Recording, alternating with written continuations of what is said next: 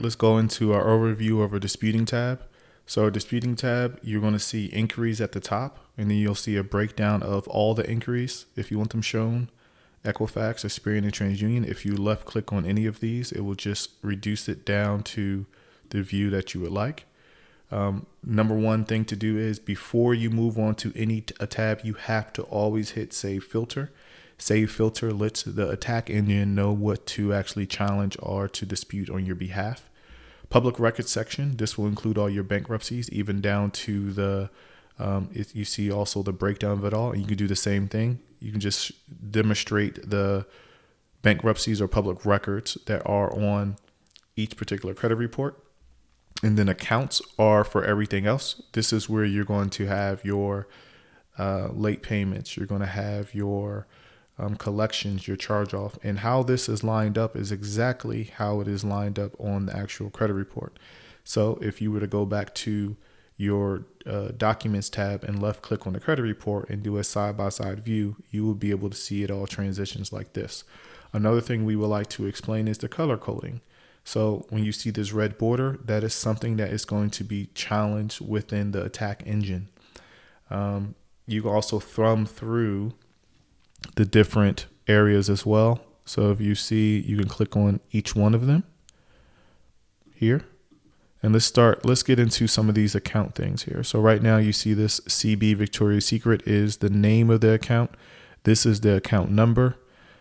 The last reported on is the last date is reported on, and the date of activity is right here. So you're going to have a 1, 2, 3, 4, 5, 6, 7, 8, 9, a 9 status quick view. And this is organized a little bit differently than you will see on the credit report because we wanted to give you a snapshot of if you should challenge it or not. Now, if you wanted to see more details about this particular account, you can hit show more and it opens up and it shows all the remaining fields. So you're going to have all these fields. You have 5 fields here that you can easily see in a clear, concise view. As you notice, the date of lax activity and the date reported, they are at the bottom of that list because we have them in your quick snapshot view. Also, with certain credit reports, you will get the snapshot of the late payment history. So we click on this one here, you will see why this one was flagged as a negative. And that's another thing to look at.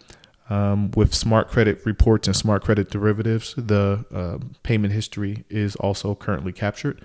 So you might be saying, hey, this is current. Why did the engine pick this up? Oh, they have a 30-day late payment. And then you can decide if you want to continue to challenge this or not based off your own disputing techniques. If you wanted to unclick something, you simply would just uncheck box, take the box off. Or if you wanted to select something else, for example, you just check the ones that you want to select. You can reset the filter. So say you made a mistake and you accidentally deselected all accounts. So right now, nothing in an account area is selected. You can just hit this reset button. And by you hitting the reset button, it gives all the original reasons for challenging back again. Since we are a hybrid compliance / Metro 2 and factual disputing system, you can also go into factual disputing mode pretty easily by just hitting this add a custom message here. So let's just use this one. We notice that they have one 30-day late payment on Equifax, and we know that this was opened in 2018. So even though it's closed, maybe we don't want this completely removed for whatever reason. So you can go in to add your custom message, and then you could also view, click on the profile that you want. If you want to kind of see everything here, you can type in your actual factual message if you want to, whether it's the USC codes, whether it's your own verbiage or anything like that. But what happens when you do that, you can save it as a template for future use. So if you have a certain way of challenging your late payments, for example, or your collections, you can just come in here and drop that custom message in. And then you just hit save here if you want it saved. And once you see this here, edit the custom message. Once you left click this, it'll open up again to be able to edit that message, or you can hit remove, right? So if you want to take the message off, you just hit removed. If you want it back on, you can come in here and select your template if you want to, or you can type in your own custom message and you hit save there.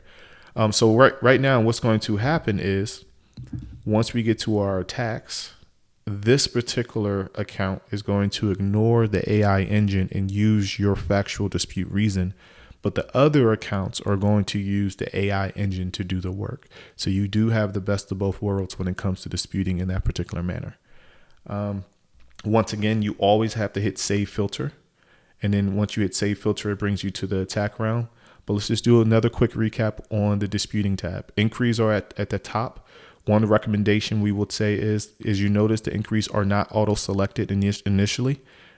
You have to manually select the inquiries. The reason being is we don't want the AI to challenge an account that is open.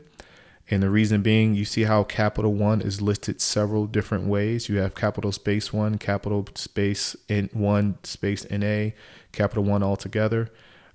If you scroll down to this account and you view the capital one account, well, it's capital one space and it's also current and open, right? So similar to kind of like the late payments, you have to make a judgment call if you want to challenge those particular inquiries. But if you wanted to challenge them, it's as simple as just selecting them all, hitting save filter, and moving forward.